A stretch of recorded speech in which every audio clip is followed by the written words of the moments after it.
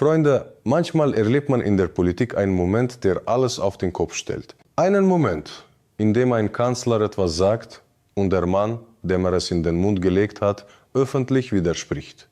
Genau das ist diese Woche passiert.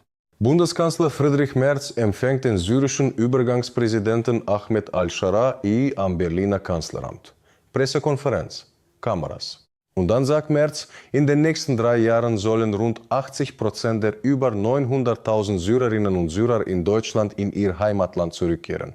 Das sei, so Merz, auch der Wunsch von Präsident al-Shara. Einen Tag später, auf einer Veranstaltung in London, korrigiert al-Shara das öffentlich. Ich bin nicht derjenige, der das gesagt hat. Es war der Herr Kanzler, der das gesagt hat. Das ist kein Scheinkonflikt. 80%. 750.000 Menschen. In 3 Jahren. Rund 680 Menschen täglich. Jeden Tag. 3 Jahre lang. Das ist die wichtigste innenpolitische Debatte dieser Woche und gleichzeitig die am stärksten vereinfachte. Denn hinter der Zahl stecken echte Menschen, echte Fragen und echte politische Risiken. Heute erzählen wir euch, was wirklich dahinter steckt, die Fakten, die Widersprüche und die Konsequenzen. Bleibt dran. Was Merz wirklich gesagt hat und was er danach gesagt hat, lassen wir die Fakten sprechen. Am Montag sagte Merz bei der gemeinsamen Pressekonferenz, in der längeren Perspektive der nächsten 3 Jahre, das ist auch der Wunsch von Präsident Shara gewesen sollen. Rund 80% der in Deutschland sich aufhaltenden Syrerinnen und Syrer zurück in ihr Heimatland kehren. Klare Aussage, 80%, 3 Jahre. Am nächsten Tag ruderte Merz zurück. Die Zahl von 80% Rückkehrern innerhalb von 3 Jahren hat der syrische Präsident genannt. Wir haben diese Zahl zur Kenntnis genommen, sind uns aber der Dimension der Aufgabe bewusst. Und al-Shara in London. Ich sagte, dass die Rückkehr der Flüchtlinge direkt an Syriens Wiederaufbau gekoppelt ist.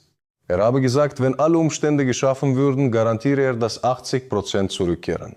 Das ist eine bedingte Aussage, keine politische Zielmarke. Der Regierungssprecher erklärte daraufhin, er werde keine Textexegese betreiben, welche Worte wer gesagt habe. Was sich nicht gehört, ist eine andere Frage. Was sich gehörte, wäre eine klare Antwort.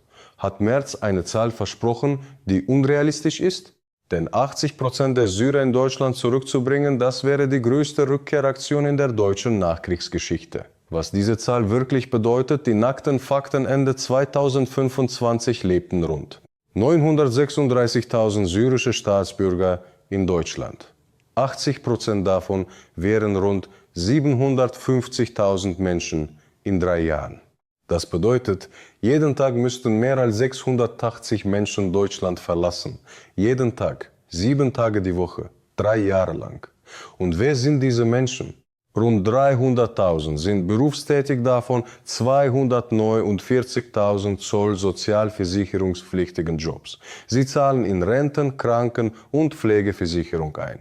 Rund 80.000 arbeiten in engpassberufen Bereichen, in denen Deutschland händeringend Fachkräfte sucht. Und dann ist da die Medizin.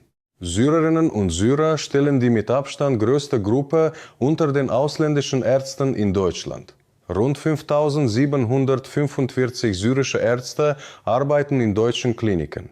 Der Vorstandsvorsitzende der Deutschen Krankenhausgesellschaft sagt klar, ihr Weggang hätte spürbare Folgen. Häufiger verschobene Operationen, Bettenschließungen, Leistungseinschränkungen. Im Krankenhaus werde jede Pflegekraft, jede Ärztin, jeder Arzt dringend gebraucht. Das ist die eine Seite. Die andere ist auch wahr. 518.000 syrische Staatsbürger bezogen zuletzt Grundsicherung. Das Bundeskriminalamt weist syrische Tatverdächtige überproportional aus. Das sind Zahlen, die man nicht ignorieren darf. Die Realität ist komplex, nicht schwarz-weiß. Der Koalitionsstreit, wer sagt, was der Koalitionsvertrag zwischen CDU, CSU und SPD sagt? Nach Afghanistan und Syrien werden wir abschieben, beginnend mit Straftätern und Gefährdern. Das ist beschlossen. Aber 80% in 3 Jahren steht nicht hier am Koalitionsvertrag. Das ist Merz alleine. Und das ist das Problem. Die stellvertretende SPD-Vorsitzende Anke Rehlinger kritisierte den Kanzler direkt, es sei keine kluge Idee, konkrete Zahlen in konkreten Zeiträumen in den Raum zu stellen. Das wecke Erwartungen, die er womöglich nicht einhalten kann. Viele Syrer seien heute für Deutschland wichtig, weil sie integriert sind, in Mangelberufen arbeiten, alte Menschen pflegen oder Bus fahren. Und sogar aus der CDU selbst kommt Widerspruch. CDU-Außenpolitiker Roderich Kiesewetter sagte dem Handelsblatt, das Signal solcher Zahlen ist in mehrfacher Hinsicht problematisch. Es sei innenpolitisch ungünstig, hohe Erwartungen zu wecken, auf die rechtspopulistische Parteien dann zurückgreifen können. Vielmehr seien Vorsicht und strategische Vorausschau gefragt. Ein CDU-Abgeordneter stellt sich öffentlich gegen seinen eigenen Kanzler in derselben Woche, in der ein fremder Staatschef Merz ebenfalls öffentlich widerspricht. Das ist kein normaler Koalitionsalltag. Und es kommt noch ein weiterer Aspekt hinzu, der kaum diskutiert wird. Im ursprünglichen Protokoll der Pressekonferenz wurde das Wörtchen, auch das Merz benutzte, um Al-Shara als Quelle der Zahl zu nennen, nachträglich gestrichen. Ob versehentlich oder bewusst, ist unklar. Aber es macht die Debatte um die Urheberschaft der 80% noch verworrener. Und genau diese Verwirrung ist das Problem. Wenn der Kanzler und der syrische Präsident öffentlich unterschiedliche Versionen desselben Gesprächs erzählen, schwindet das Vertrauen in den Kanzler, in die Verlässlichkeit der deutschen Außenpolitik und in die Migrationspolitik insgesamt. Wer sind die Syrer in Deutschland wirklich? Und was würde ihr Weggang bedeuten? Diese Frage wird in der öffentlichen Debatte zu selten gestellt, denn wenn man von 80% Rückkehr spricht, spricht man von konkreten Menschen, nicht von einer abstrakten Statistik. Die Beschäftigungsquote syrischer Männer liegt nach 7 oder mehr Jahren in Deutschland bei 61%. Sie steigt mit der Aufenthaltsdauer deutlich. Das bedeutet, wer länger hier ist, arbeitet in der Regel und ist produktiver Teil der Gesellschaft. Rund 80.000 syrische Staatsangehörige arbeiten laut Institut der deutschen Wirtschaft in Engpassberufen, also in genau den Stellen, auf die Deutschland angewiesen ist. Der Arbeitgeberverband Pflege bestätigt, ein verstärkter Wegzug syrischer Pflegekräfte würde die Personalsituation in der Pflege spürbar verschlechtern. Deutschland hat bereits heute einen strukturellen Pflegenotstand. Pflegeheime schließen Betten mangels Personal. Krankenhäuser suchen händeringend Pflegefachkräfte. Wenn 80% der Syrer gehen würden, inklusive derjenigen, die heute in Pflegeberufen, am Gesundheitswesen und in der Logistik arbeiten, würden die Auswirkungen auf das Gesundheitssystem sofort spürbar. Gleichzeitig ist die andere Seite der Realität auch wahr. 518.000 syrische Staatsbürger bezogen zuletzt Grundsicherung. Das Bundeskriminalamt weist überproportionale Beteiligung an Straftaten aus. Das sind echte Probleme und sie verdienen echte Antworten. Aber echte Antworten sind keine Pauschalzahlen. Die richtige Antwort lautet differenzieren. Wer integriert ist, arbeitet, Steuern zahlt, den braucht Deutschland. Wer straffällig ist, kein Bleiberecht hat, der soll zurück. Das ist beschlossen, das ist Koalitionsvertrag. Aber das ist nicht 80%. Die AfD und die Erwartungsfalle und jetzt der politische Kontext, der diese Geschichte vollständig macht. Kiesewetter hat vor einer Erwartungsfalle gewarnt. Wenn Merz 80% verspricht und nur 8% erreicht, wer profitiert dann? Die AfD. Sie sagt, seht ihr, die etablierten Parteien reden groß und dann passiert nichts. Das ist das Muster der letzten Jahre in der Migrationsdebatte. Ankündigungen, Enttäuschungen. Und eine AfD, die jede Enttäuschung als Bestätigung nutzt. Merz weiß das. Und trotzdem hat er die 80% in den Raum gestellt, weil er Druck von rechts spürt.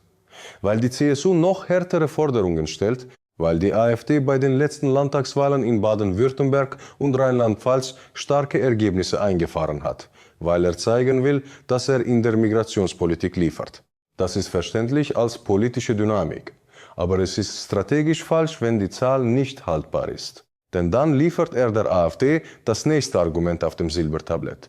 Ihr habt 80% versprochen und nichts passiert. Unter uns wäre es anders. Genau diese Logik ist das Problem. Nicht die Forderung nach Rückkehr als solche, sondern eine Zahl, die nicht realisierbar ist und deshalb genau das Gegenteil des Gewollten bewirkt. Und jetzt der wichtigste Teil. Denn die Grundlage für jede Rückkehrdebatte muss die Sicherheitslage am Zielland sein. Assad ist gestürzt, das ist historisch. Aber Syrien ist noch weit davon entfernt, sicher zu sein. 90% der syrischen Bevölkerung lebt in Armut. 5 Millionen Menschen benötigen humanitäre Hilfe. Das Gesundheitssystem funktioniert kaum. Die Infrastruktur ist in weiten Teilen des Landes zerstört. Krankenhäuser, Schulen, Straßen, Strom. CDU-Außenpolitiker Kiesewetter selbst sagt, das Land sei weiterhin gefährlich für Minderheiten wie Christen, Drusen, Kurden und Alawiten. Selbst aus den syrischen Nachbarländern der Türkei, dem Libanon, Jordanien sind trotz Kriegsende bisher nur etwa 1 Million der dort lebenden syrischen Flüchtlinge zurückgekehrt. Innerhalb Syriens sind noch immer 4 Millionen Menschen, intern vertriebene Menschen, die nicht einmal in ihre eigenen Häuser in Syrien zurückkehren konnten. Und wir reden davon, dass 750.000 Menschen aus Deutschland dorthin zurückkehren sollen in 3 Jahren. Das ist die Frage, die die Migrationsforscher stellen. Das ist die Frage, die sich jeder stellen sollte, bevor er von einer 8,0% Zielmarke spricht. Was eine ehrliche Debatte bräuchte, 3 Elemente wären notwendig und keins davon ist eine einfache Zahl auf einer Pressekonferenz. Erstens, klare rechtliche Prüfung des Schutzstatus. Der Bürgerkrieg in Syrien ist vorbei. Das bedeutet, dass für viele Syrer der ursprüngliche Fluchtgrund entfallen sein könnte. Das sollte geprüft werden, individuell, rechtsstaatlich, fair.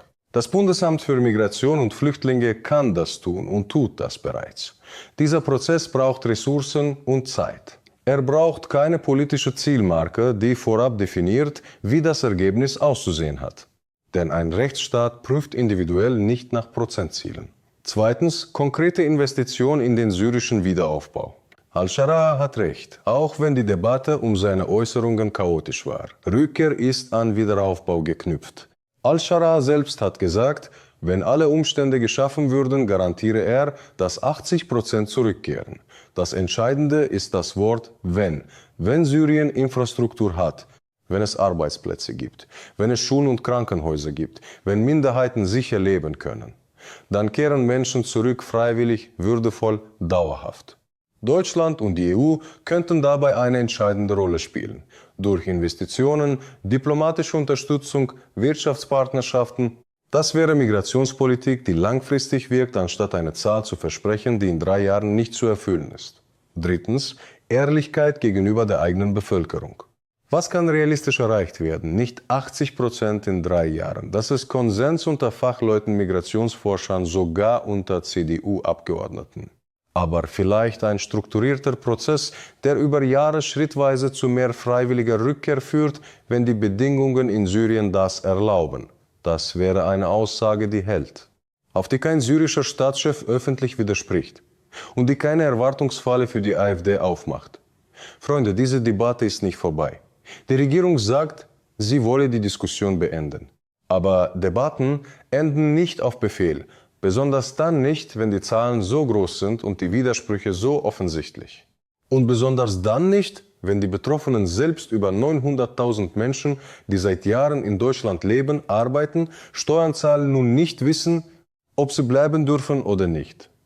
Das ist Unsicherheit, die in Familien eindringt, in Pflegeheime, in Krankenhäuser, in Betriebe, die auf syrische Fachkräfte angewiesen sind.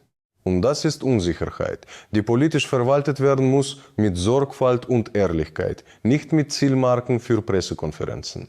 Bleibt wachsam, bleibt informiert, teilt diese Analyse, abonniert den Kanal und aktiviert die Glocke. Bis zum nächsten Mal.